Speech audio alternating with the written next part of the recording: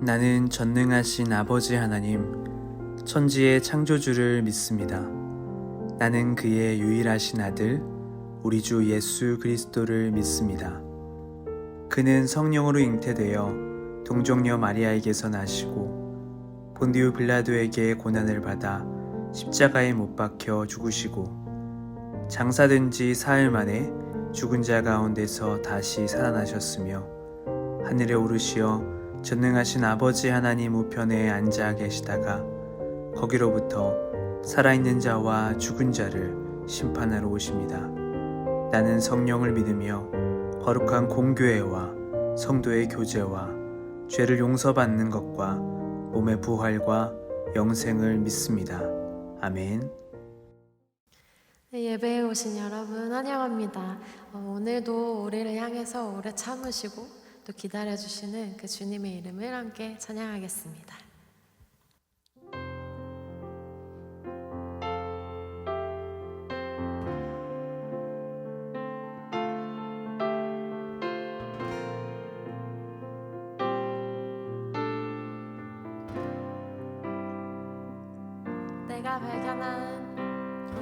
내가 발견한 참 소망 무엇보다 더 귀하신 나의 구원자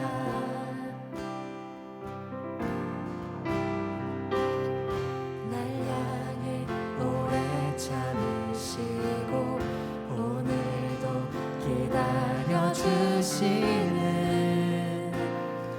나의 하나님 그 이름 예수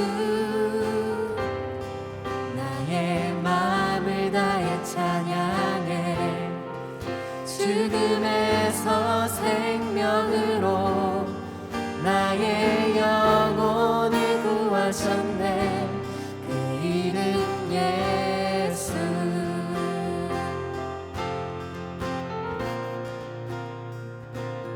나를 찾아오신 사랑 무엇보다 더 귀하신 나의 구원자 길이요 진리요 생명이 길이요 진리요 생명인 이 땅의 유일한 소망 나의 하나님 그 이름 예수 나의 마음을 다해 찬양해 죽음에서 생명으로 나의 영혼을 구하셨네 그 이름 예수 나의 삶을 다해 노래해 모든 나라 열방들이 참된 소망을 노래하리 그 이름 예수 내 삶의 영원한 소망 이 땅의 유일한 구원 한없는 자비와 사랑 십자가 빛나는 영광 내 삶의 영원한 소망 이 땅의 유일한 구원 한없는 자비와 사랑 십자가 빛나는 영광 그 이름 예수 나의 마음을 다해 찬양해 죽음에서 생명으로 나의 영혼을 구하셨네 그 이름 예수 나의 삶을 다해 노래해 모든 나라 열방들이 참된 소망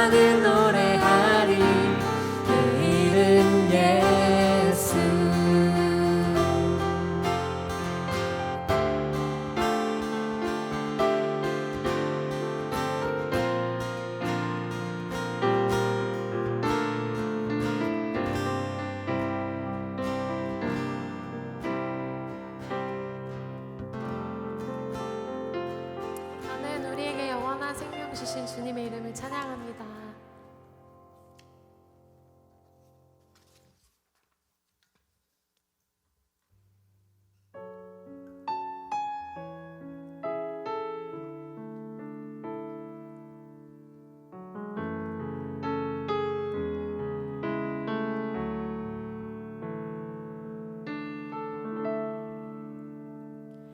주 안에서 내 영혼 다시 태어나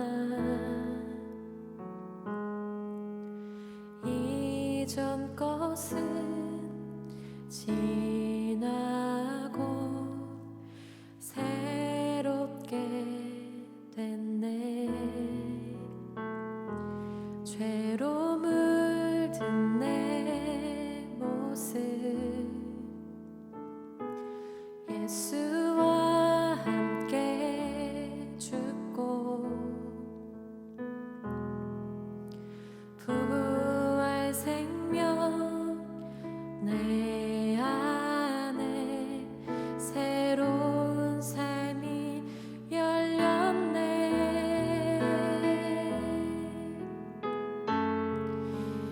너희가 나를 택한 것이 아니요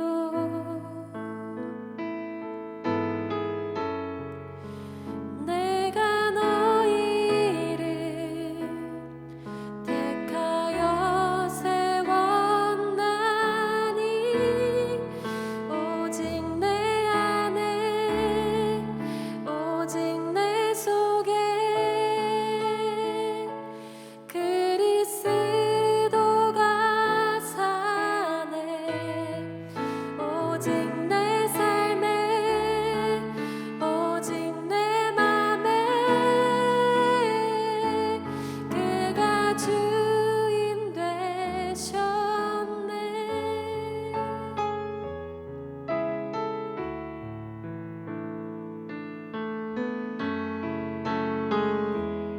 한 번 더 고백합시다.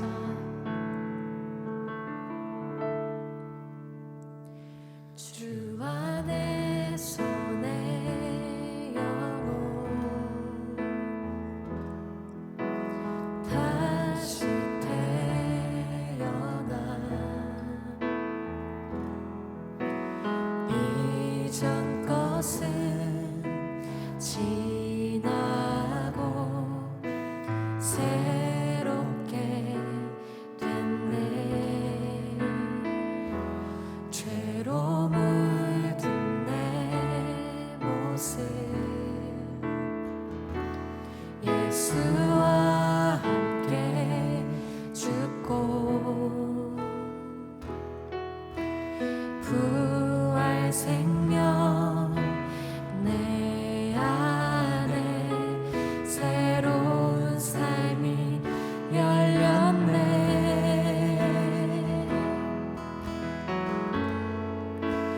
너희가 나를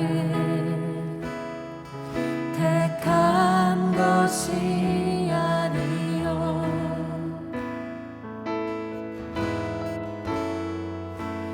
내가 너희를 택하여 세웠나니 오직 내 안에 오직 내 속에 그리스도가 사네. 오직 내 삶에 오직 내 맘에 그가 주인 되셨네. 내 생명 그 안에 그의 생명 내 안에 나의 삶이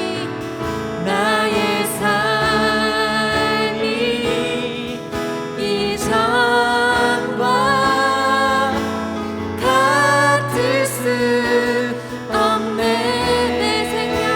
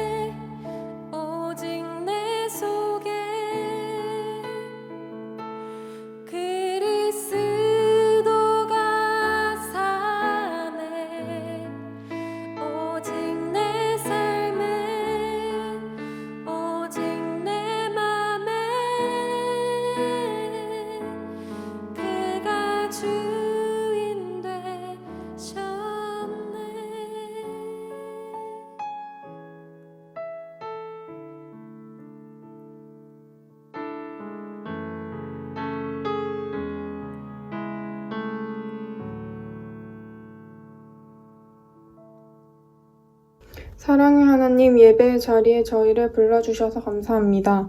더운 날씨와 코로나로 인한 환경으로 예배가 방해되지 않게 해주세요. 지난 한 주를 살면서 우리의 삶 속에 하나님이 계셨는지 돌아봅니다.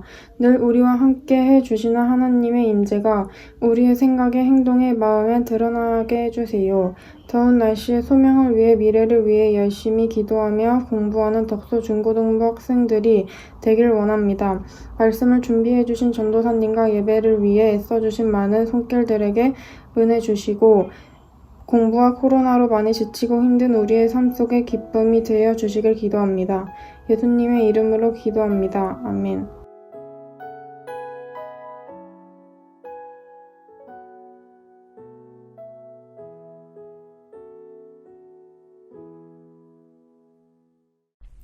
여러분 반갑습니다.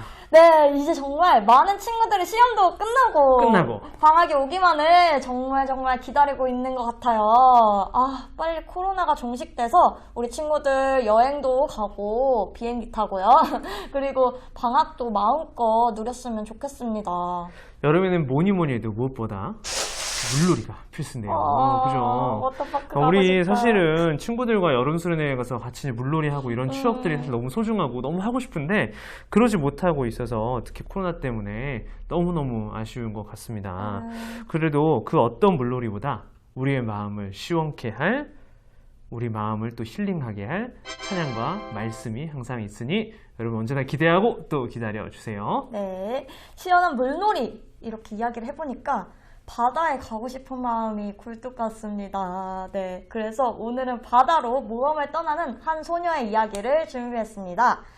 지난주에 마블 영화 이야기를 했는데요. 오늘은 바로 디즈니입니다. 네.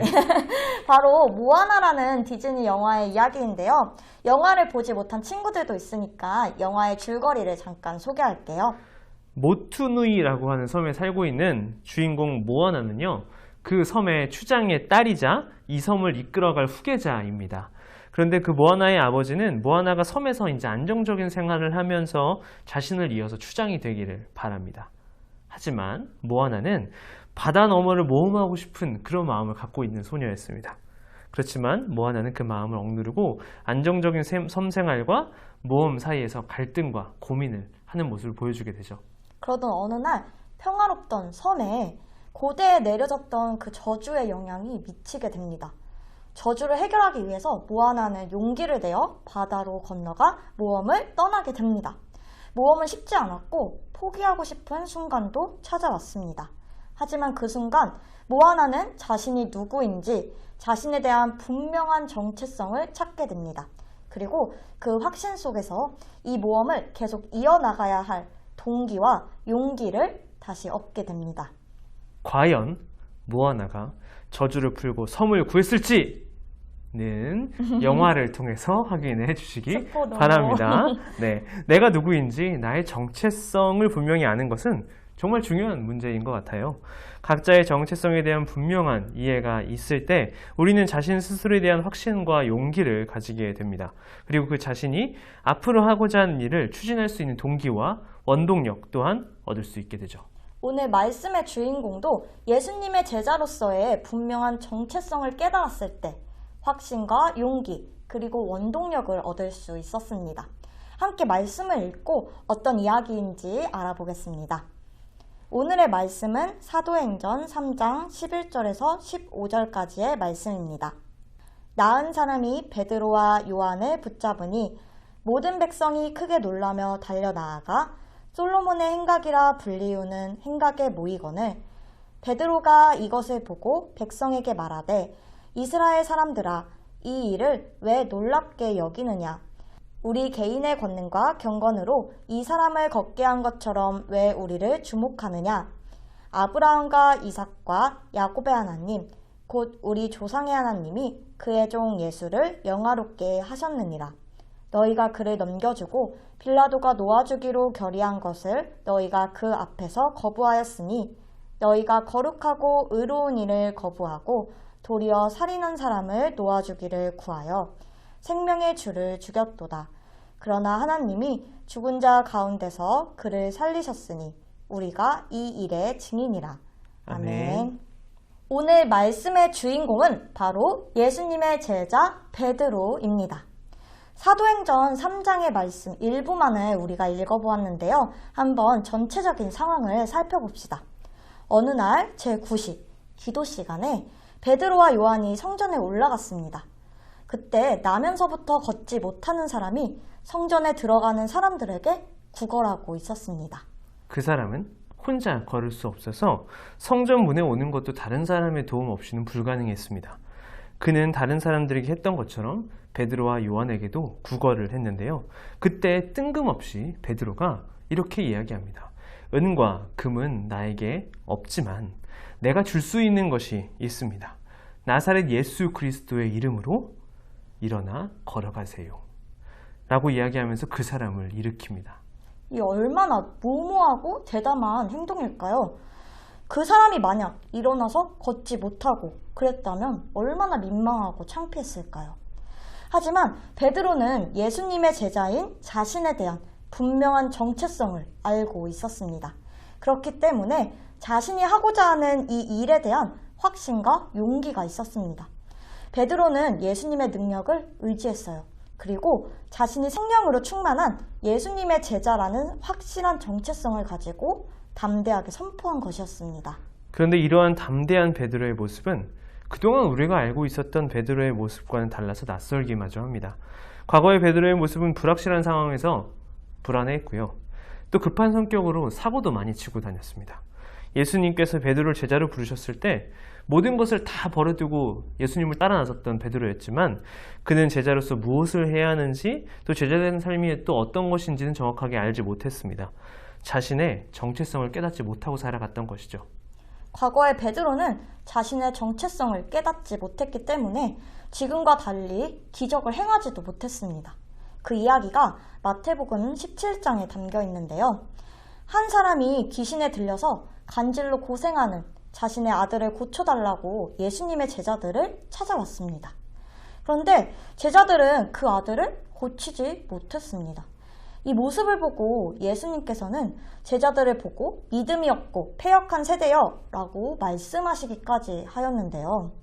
예수님의 제자라고는 하지만 예수님의 제자라는 분명한 정체성을 갖지 못한 이 베드로는 확신과 용기를 가질 수도 기적을 일으킬 수도 없었습니다.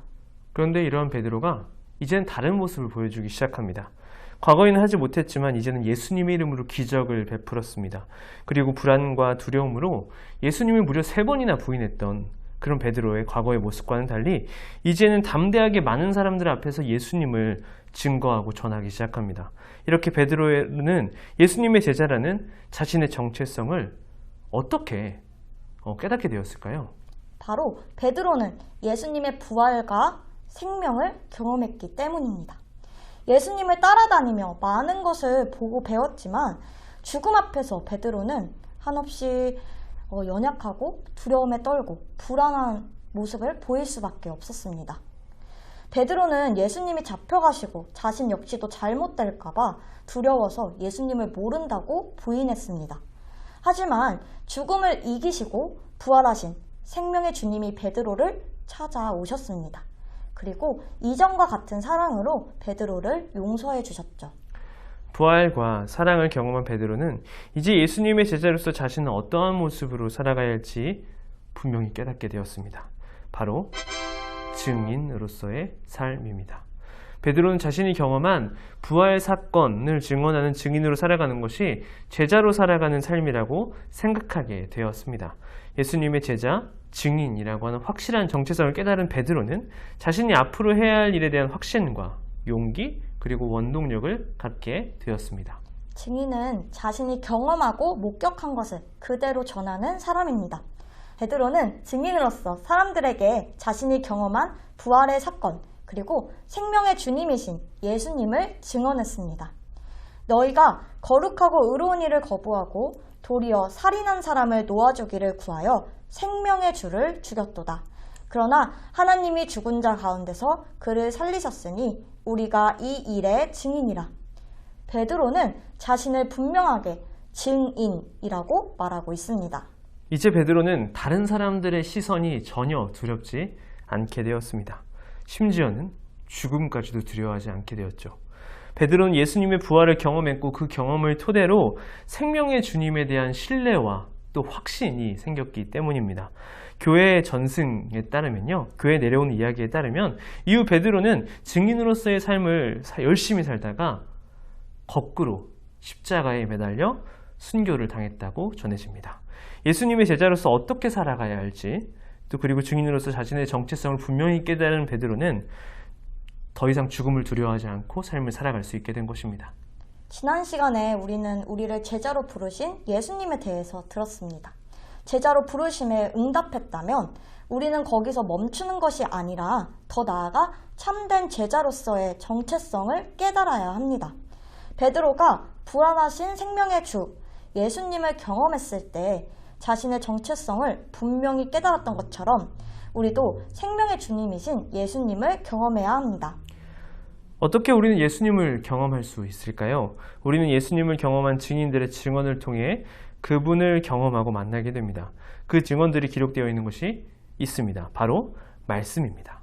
우리는 말씀을 통해 예수님의 이야기들, 제자들의 증언들을 보게 됩니다. 그저 형식적으로 글자만을 읽는 것이 아니고 살아있는 생명의 주님을 알아가고 만나고 싶다면 우리는 끊임없이 질문하고 고민하며 말씀을 읽어야 합니다. 말씀을 읽고 지금 이 시대를 살아가고 있는 우리의 삶을 말씀에 비춰보며 어떻게 말씀을 해석해야 될지 고민해 보는 겁니다. 그리고 얻은 깨달음을 통해서 예수님의 제자로서 어떻게 말씀을 따라 살아가야 할지를 행동으로 옮겨보는 것입니다. 이런 고민과 질문의 흔적들을 통해 우리는 성장할 수 있을 것입니다.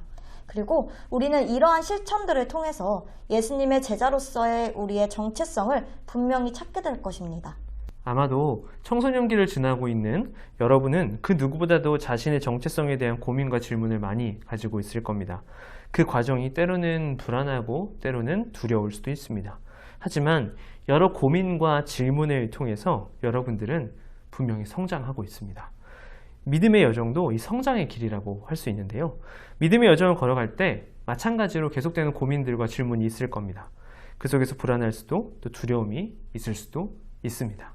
하지만 우리가 말씀을 읽고 계속해서 질문하며 예수님을 알아가고 또 예수님을 만나게 된다면 우리는 예수님의 제자로서 우리가 누구인지 분명한 정체성을 깨닫고 살아갈 수 있게 될 것입니다.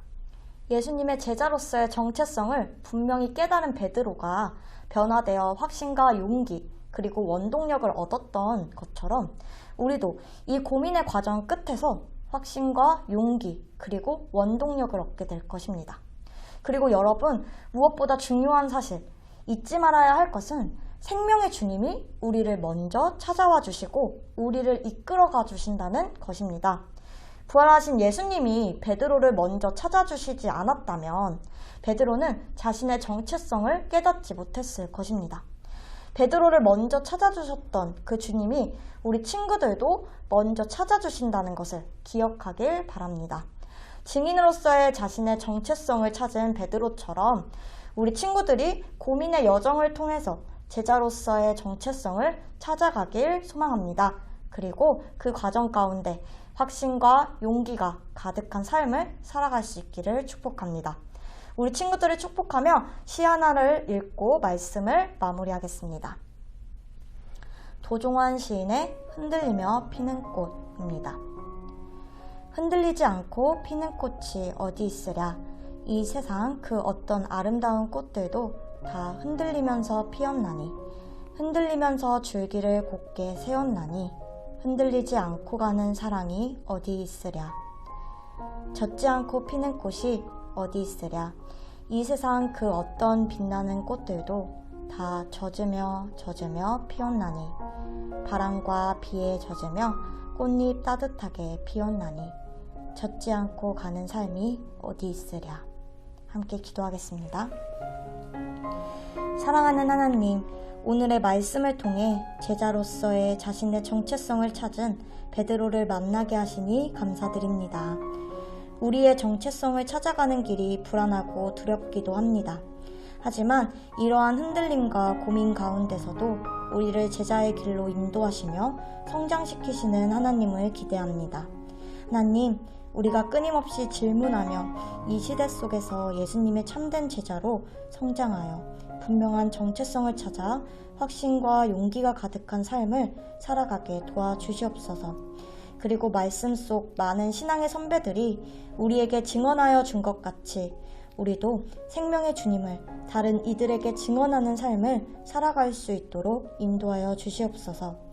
감사드리며 우리를 먼저 찾으시고 부르시는 예수님의 이름으로 기도드립니다. 아멘. 네.